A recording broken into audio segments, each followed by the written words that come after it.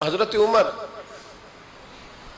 جب نعرہ لگاتے نا تو کیسر و کسرا کانپتے. سفیر آتے روم کے ملنے کے لیے تو کہتے جاؤ عمر نفل پڑھ رہے ہیں، ٹائم کوئی نہیں. ایک دن اندر میٹنگ ہو رہی تھی، حضرت عمر میٹنگ میں بیٹھے تھے. آپ کے بیٹے ملنے آئے عبداللہ ابن عمر. ابا جی اندر آ جاؤ. فرمایا دروازے پہ کھڑا ہو، میں ضروری بات کر رہا ہوں، اندر نہ آنا. جناب عبداللہ ابن عمر کہتے ہیں میں دروازے پہ کھڑا ہو گیا. تھوڑی دیر گزری تو امام حسین بھی آ گئے. ایک حدیث میں، ایک روایت میں امام حسن کا لفظ بھی ہے. امام حسین آئے، آ کے عبداللہ ابن عمر سے کہنے لگے عمر فاروق اندر ہے؟ تو کہا وہ اندر تو ہے. تو کہا آپ کیوں دروازے پہ کھڑے ہیں؟ کہنے لگے ابا جی نے کہا ہے یہاں انتظار کرو، میں کوئی ضروری بات کر رہا ہوں. لیکن شہزادے میرے لیے کہا ہے، میرے لیے آپ جانا چاہیں تو چلے جائیں. امام حسین کہنے لگے امیر المومنین کوئی بات کر رہے ہوں گے، میں ظہر کے وقت مسجد میں مل لوں گا، ظہر کا ٹائم آئے گا نا تو میں مسجد میں مل لوں گا. یہ کہہ کے چلے گئے. حضرت عمر باہر آئے تو حضرت عبداللہ ابن عمر سے کہا کہ کوئی آیا تو نہیں؟ عرض کی حضور حسین ابن علی آئے. حسین ابن علی. تو کہا اندر کیوں نہیں بھیجا؟ کہا میں نے کہا تھا بے شک چلے جائیں، لیکن وہ کہہ رہے تھے کہ میں ظہر کے وقت مسجد میں مل لوں گا. تو سیدنا عمر فاروق فرمانے لگے عبداللہ تجھے تیری مار ہوئے، حسین کو کیوں واپس بھیجا؟ پھر عمر دنیا داروں کے سامنے ڈٹنا، کھڑا ہونا عمر پہ ختم ہے، لیکن جو اندر کی بات ہے نا، روح کی، جو عقیدت کی بات ہے، جو وفا کا رشتہ ہے، اس کو کون سمجھے؟ یہ جو روح کی مجبوریاں ہیں، یہ جو وفا کی مجبوریاں ہیں، اسے لوگ کیا سمجھیں؟ انہیں کیا پتا کہ مرشد کے بیٹے کے پیر چومنے میں حسن کیا ہوتا ہے. انہیں کیا پتا کہ جب استاد کا بیٹا گھر میں آتا ہے تو دل کرتا ہے مکان بیچ کے اسے دے دیں، اس کے باپ کی نیکیاں بڑی ہیں. جناب عمر فاروق دوڑے گئے، امام حسین کے دروازے پہ دستک دی. امام حسین باہر رکھا. شہزادے یار ملنے آئے تھے تو بغیر ملے کیوں آ گئے؟ عرض کی کہ آپ مصروف تھے، آپ کے اپنے بیٹے بھی دروازے پہ کھڑے تھے تو میں واپس آ گیا. امام حسین کہتے عمر جذبات میں آ گئے، سر سے پگڑی گر گئی. کہنے لگے حسین میرے بیٹے کا اور حسین کا کیا مقابلہ؟ کیا اس کی ماں کا نام فاطمہ الزہرا ہے؟ کیا اس کی نانی کا نام ختیجۃ الکبریٰ ہے؟ کیا اس کے نانے کا نام محمد مصطفیٰ ہے؟ اور پھر سر سے پگڑی اتری تھی، اپنے بال زور سے پکڑ لیے. کہنے لگے حسین میں نا مکے میں اونٹ چرایا کرتا تھا اور ڈنڈوں سے مار کھاتا تھا اپنے باپ سے. یہ جو آج ساری دنیا میں عمر کے نعرے لگتے ہیں، یہ تیرے نانے کا صدقہ ہے. شہزادے میری وفا اور میری وفا میں جب تیرا دل کرے نا دوڑ کے آ جایا کر. عمر تو لوگ ایک دن امام حسین نے آ کے نا جناب فاروق اعظم سے کہا، خطبہ دے رہے تھے بچوں کی طبیعت شروع میں، پتہ نہیں کیا بات آئی امام حسین کے دل میں. کہنے لگے عمر نیچے اترو، یہ میرے نانا کا ممبر ہے. تو حضرت سیدنا عمر سنو، کبھی میرا بھی بچہ آ جائے تو میں کہتا ہوں اس کو پکڑو یار، بچوں کو تو نہیں نا جمعوں میں مطلب ذکر کیا جاتا، اترنا میرے نانے کا ممبر ہے. جناب عمر اتر کے نیچے کھڑے ہو گئے. تو کہا جا کے اپنے نانے کے ممبر پہ بیٹھ. تو حضرت عمر رو پڑے. کہنے لگے شہزادے میرے نانے کا ممبر ہی کوئی نہیں ہے ہی نہیں، یہ ممبر یہ مصلی یہ تیرے نانے کی شان ہے، میرے نانے کا کوئی ممبر نہیں، تیرے ہی نانے کا ممبر ہے. تھوڑی دیر کھڑے رہے تو امام حسین کہنے لگے اچھا کوئی نہیں آپ کے نانے کا ممبر کا نہیں؟ کہا چلو پھر میرے نانے کے ممبر پہ بیٹھ جاؤ چلو خیر ہے. کوئی نہیں آپ کے نانے کا؟ کہا نہیں.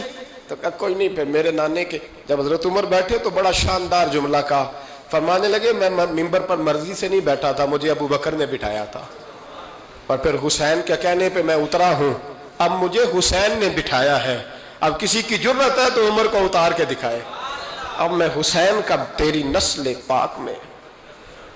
یار کتنی بے شرمی کی بات ہے، لوگ امام حسین کو باغی کہے. وہ حضرت امام اعظم ایک باغ میں بیٹھے تھے، شاگرد ساتھ تھے، تو کتابیں بکھری ہوئی تھی، کچھ لکھا جا رہا تھا، بکھری ہوئی تھی کتابیں. امام محمد بھی بیٹھے تھے، امام ابو یوسف، کئی اور شاگرد بیٹھے تھے. تو جب لکھتے ہیں نا یہ لوگ تو حوالوں کی تلاش ہوتی ہے، کتابیں بکھری ہیں، صفحے بکھرے. بچے گیند کے ساتھ کھیل رہے تھے تو گیند اچانک باغ میں آئی تو ایک چھوٹا سا بچہ گیند لینے آیا تو امام اعظم اٹھ کے کھڑے ہو گئے. وہ بچہ گیند لے کے چلا گیا, کتابیں ساری پھر بکھر گئیں, جو گود میں رکھی ہوئی تھی وہ بھی نیچے گر گئیں, کچھ صفحے بھی گر گئے. تھوڑی دیر کے بعد وہ بچہ چلا گیا, امام صاحب بیٹھ گئے, پھر آیا, گیند گری آ کے باغ میں, تو وہ پھر بچہ لینے آیا, وہی بچہ. امام صاحب پھر کھڑے ہو گئے. وہ کئی بار آیا, جتنی بار آیا کھڑے ہو گئے. کئی لوگ صبر نہیں کر پاتے, جلد باز ہوتے ہیں آج کل کے شاگردوں کی طرح. تو ایک شاگرد بول پڑے, کہنے لگے حضور وہ تو بچہ ہے 100 دفعہ آئے گا. اب 100 دفعہ کھڑے ہوں گے. فرمایا تو 100 کی بات کرتا ہے, یہ 1000 دفعہ بھی آیا تو میں کھڑا ہوں گا. کہا حضور بچہ ہے آپ کیوں کھڑے ہو گئے؟ فرمانے لگے معمولی بچہ نہیں, میرے استاد کا پوتا ہے. تو جس نے مجھے اللہ رسول کا نام بتایا اس کا پوتا ہے تو میں کھڑا نہ ہوں. اگر استاد کے پوتے کا یہ ادب ہے تو بتاؤ محمد عربی کے نواسے کا کیا ادب ہے؟ رسول اللہ صلی اللہ علیہ وسلم. لوگ سمجھتے ہیں ہم قائل نہیں ہیں وہ والی شہادت بیان کرنے کے جس میں کہتے ہیں ہائے حسین تو سکینہ تو زینب. ہمارے بزرگوں نے ہمیں یہ سبق, ہمارے بزرگوں نے ہمیں بتایا کہ امام حسین کی شہادت اس طرح بیان کرو کہ نوجوانوں میں جذبہ جہاد پیدا ہو, عورتیں صبر کا پہاڑ بن جائیں. اس طرح شہادت ہم وہ والی. لیکن ایک بات ضرور ذہن میں رکھیں, یہ جو لوگ کہتے ہیں نا بڑے مظلوم تھے پانی نہیں آ سکا, میرے سے حوالہ دیکھے جس نے دیکھنا ہے, میرے سے حوالہ دیکھے. میرے سے حضرت امام حسین میدان کربلا میں تھے تو تھوڑی سی جگہ کھود کے نا امام حسین نے تو خندق کھودی. خندق کھودنا عرب کا رواج تھا, مدینے میں بھی خندق کھودی گئی, اس کا نام ہی جنگ خندق. تو خندق کھود کے نا آگ جلائی جاتی تھی, یہ حفاظت کا ایک ذریعہ تھا تاکہ دشمن نہ آئے. تو امام حسین نے اپنے خیمے کے سامنے خندق کھود کے اس میں آگ جلائی تاکہ پردہ رہے, عورتوں کے پاس کوئی دشمن نہ آئے. تو ایک شخص سامنے کھڑا ہو کے کہنے لگا حسین تو نے دنیا میں ہی آگ جلا لی ہے. معاذ اللہ ثم معاذ اللہ. کہنے لگا آگے تو آگ ملے گی, یہاں جلا لی ہے.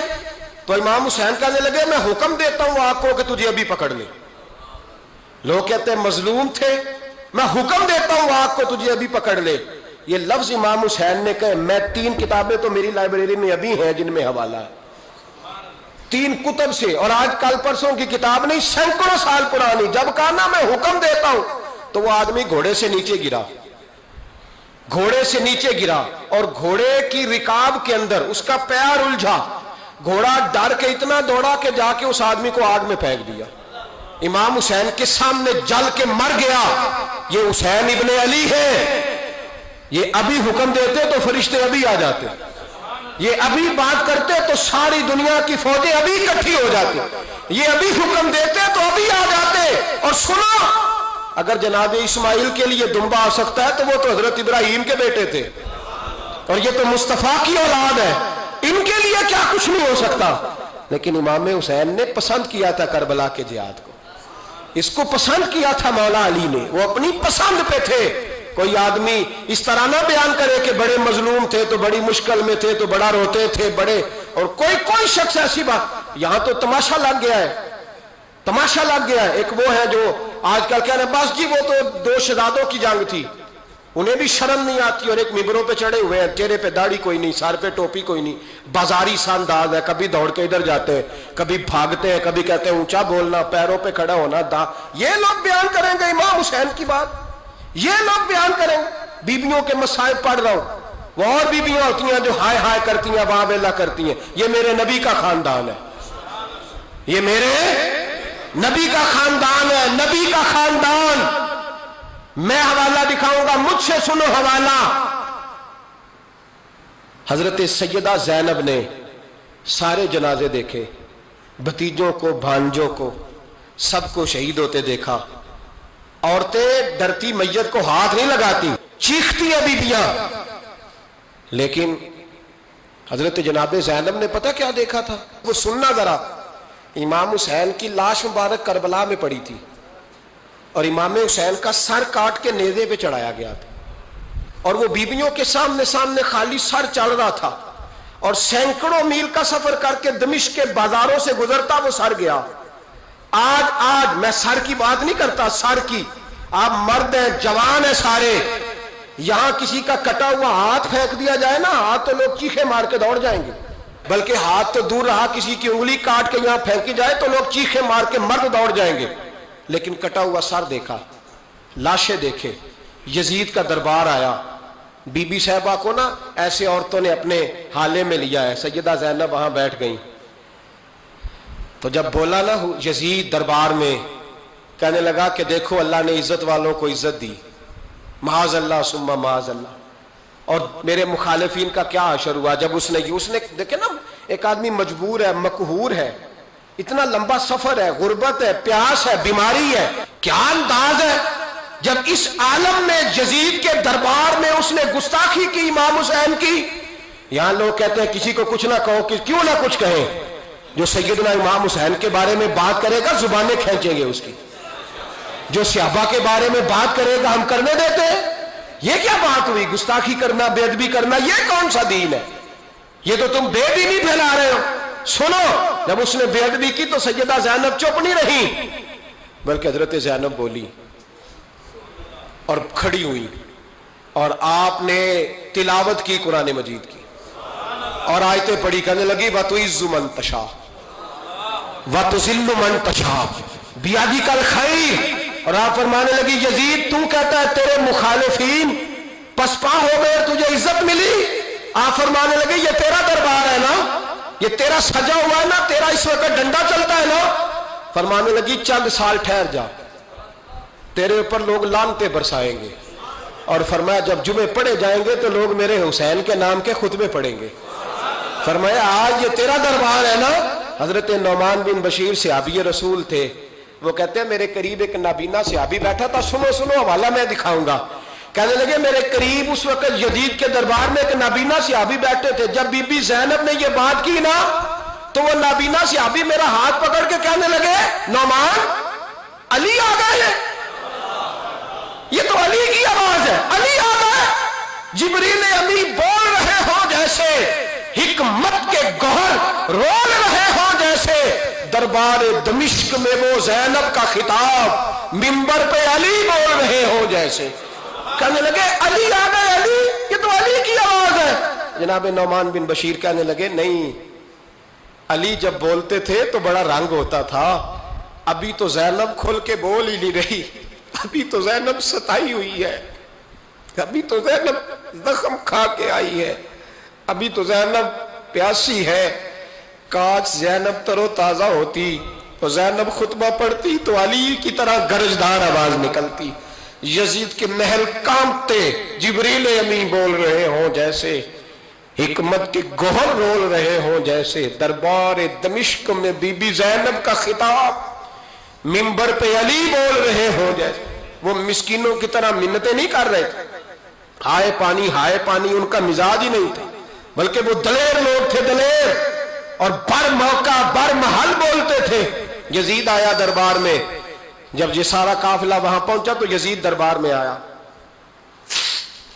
اور جب وہ دربار میں آیا تو بادشاہوں کا طریقہ ہے، گاڑیاں، اب ہمارے بادشاہوں نے روٹر والی گاڑیاں رکھی ہوئی ہیں، وہ یوں چلتی ہیں، شور ہوتا ہے پیچھے، اس زمانے میں کہا جاتا تھا با دبا ملاحظہ ہوشیار، پیچھے ہٹ جاؤ، نعرے لگنے لگے۔